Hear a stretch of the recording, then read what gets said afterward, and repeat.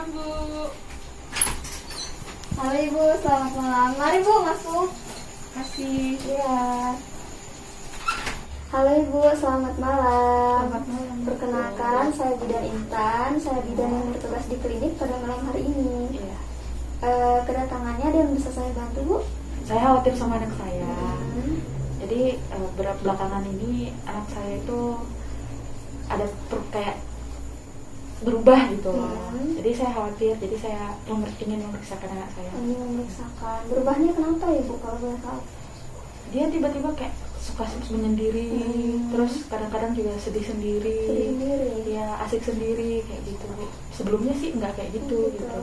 Kalau boleh tahu dari berapa lama ya Bu? Oh, dari sebulan terakhir. Dari sebulan terakhir.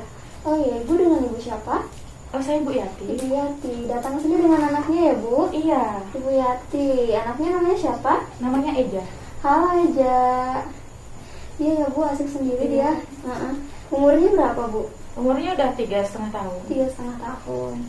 Jadi terkait dengan keluhan yang Ibu katakan tadi, anak Ibu merasa ini ya, senang menyendiri, Iya. suka sedih sendiri gitu. Oke, terkait dengan kondisi yang dialami anak Ibu, mungkin saya di sini akan menanyakan beberapa pertanyaan berupa formulir kuesioner masalah mental emosional. Nanti di sini akan ada 14 pertanyaan. Ibu cukup menjawab ya atau tidak saja ya Bu. Iya. Oke, baik. Saya mulai ya Bu dengan Iya. pertanyaan yang pertama. Apakah anak Ibu sering bereaksi negatif, marah atau tegang tanpa sebab? Misalnya rewel, tidak sabaran, terus banyak menangis gitu Bu. Kalau untuk itu tidak ya Bu ya. Oh, Dia tidak. nggak begitu rewel gitu.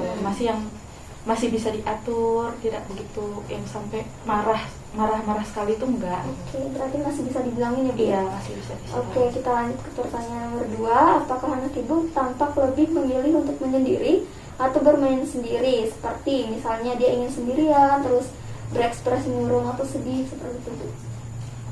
Nah, kalau yang itu iya Bu. Iya ya, kayak yang Iya. Ibu bilang tadi. Ininya juga kan dia asiknya sendiri. Asik sendiri, oke. Terus juga kalaupun mau dideketin itu kadang ya udah dia ngecuekin kayak gitu aja Bu. Berarti iya, jarang sama temennya ya Bu. Iya, malah dia udah kalau nggak mau, bahkan sama bapaknya sendiri juga kadang nggak mau gitu. Oh gitu, berarti Iya. cuma dekat sama Ibu. Iya. Oke, baik. Kita lanjut ke pertanyaan nomor 3. Apakah anak Ibu cenderung bersikap menentang, misalnya suka membantah kalau dikasih tahu atau melawan Bu? Oh, kalau itu enggak. Enggak, oke.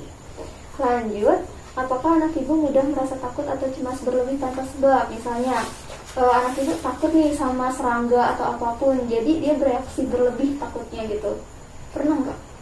Itu enggak Bu. Oh enggak. Oke. Soalnya kemarin malah dia tuh masih suka ya kepo Oh iya. anak-anak gitu ya. Iya, rasa ingin tahunya masih besar ya Bu. Iya. Oke, lanjut ke pertanyaan selanjutnya. Apakah anak Ibu sering sulit konsentrasi atau perhatiannya mudah teralih atau banyak bergerak bahkan tidak bisa diam? Misalnya, anak Ibu nih kalau diajak diam gitu nggak tahan Bu, maunya lari ke sana ke sini gitu. Oh enggak, malah dia mah kalau udah di ini ambeng. Oh gitu. Cuman sulit berinteraksi aja tadi ya Bu ya. Iya. Kita lanjut. Apakah anak Ibu lebih banyak menempel atau selalu minta ditemani mudah cemas atau tidak percaya diri?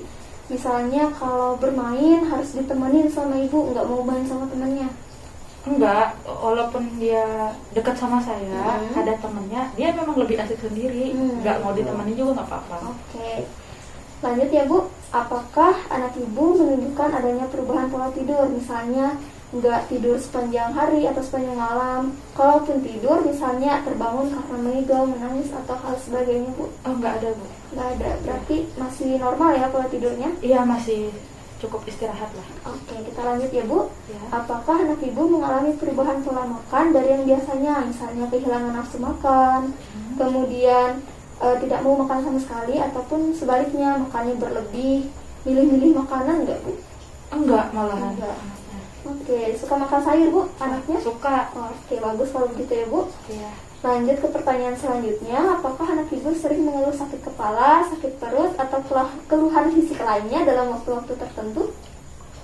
Enggak ada kayak. Oh, nggak ada. Oke, lanjut. apakah anak ibu mudah putus asa atau frustasi dan sering menunjukkan emosi yang negatif? Misalnya kalau dikasih tahu ataupun dibilangin gitu protes gitu Bu? Enggak, dia malah nurut. Malah Dia mau nurut. ngedengerin. Oke, lanjut ya Bu. Apakah anak ibu menunjukkan kemunduran pola perilaku dari kemampuan yang sudah dimilikinya? Misalnya adiknya masih ngompol nggak, Bu? Dia dibilang ngompol, enggak, dia udah mulai ngomong, udah mulai ngasih tahu kalau Oh iya, mau pipis gitu. Dia ngomong, dia bilang. berarti nggak ada perubahan ya, Nggak Bu? ada. Oke, kita lanjut. Apakah anak ibu sering berkelahi, bertengkar, atau menyerang anak lainnya secara verbal maupun non-verbal? Misalnya ngejek temannya, mukul temannya. Oh enggak, Enggak enggak ada ada. sama sekali. Oke, lanjut. Apakah anak ibu sering diperlakukan tidak menyenangkan oleh anak lain atau orang dewasa? Misalnya diejek, dihindari, nggak diajak main. Enggak, malah anaknya yang emang ini kalau dia mau dia ngikut gitu. Tapi kalau enggak ya udah enggak. Oke, kita lanjut ya Bu ke pertanyaan yang terakhir. Apakah anak ibu cenderung berperilaku merusak atau cenderung selalu ingin menang atau menguasai? Misalnya mainan temannya dia rusak ataupun dia ingin memiliki permainan temannya itu. Enggak. Enggak. Dia enggak ini. Oke, pertanyaannya sudah habis ya Bu. Ya. Dari 14 pertanyaan, mungkin di sini ada satu pertanyaan yang terjawab ya. Seharusnya semua pertanyaan terjawab tidak ya Bu. Jadi sesuai dengan diagnosanya atau sesuai dengan hasil kuesionernya, kemungkinan anak ibu mengalami masalah emosional Bu. Ini baru kemungkinan karena hanya ada satu jawaban ya dari 14 pertanyaan tersebut, yaitu nomor 2 tentang sulitnya berinteraksi. Oh iya. Ya, kalau boleh saya tahu anak ibu sudah masuk PAUD atau belum? Oh, untuk masuk PAUD belum, Bu? Belum. Oke, umurnya baru 3,5 tahun. Oke, kalau bisa saya beri saran ya Bu, ajarkan anak ibu mulai sekarang untuk berinteraksi dengan temannya karena ini usianya baru 3,5 tahun. Iya. Nah, di sini ada yang dinamakan dengan golden age Oh iya. atau masa emas anak, itu usianya 0 sampai 5 tahun. Nah, usia-usia ini merupakan usia yang sangat penting Bu. Jika stimulasi-stimulasi yang diberikan baik akan menghasilkan hasil yang optimal bagi masa depan anaknya. Iya. Nah, ini anaknya kan sulit berinteraksi. Iya. Jadi saya sarankan agar ibu mendampingi anak ibu untuk mulai belajar berinteraksi dengan teman-temannya. Bisa mulai dari temannya, kemudian nanti diharapkan bisa berinteraksi dengan orang lain. Misalnya diajak ke taman bermain nih Bu, biarkan dia main sama temennya, tapi tetap dalam pengawasan. Ya, agar nanti kemampuan sosialnya juga bertambah.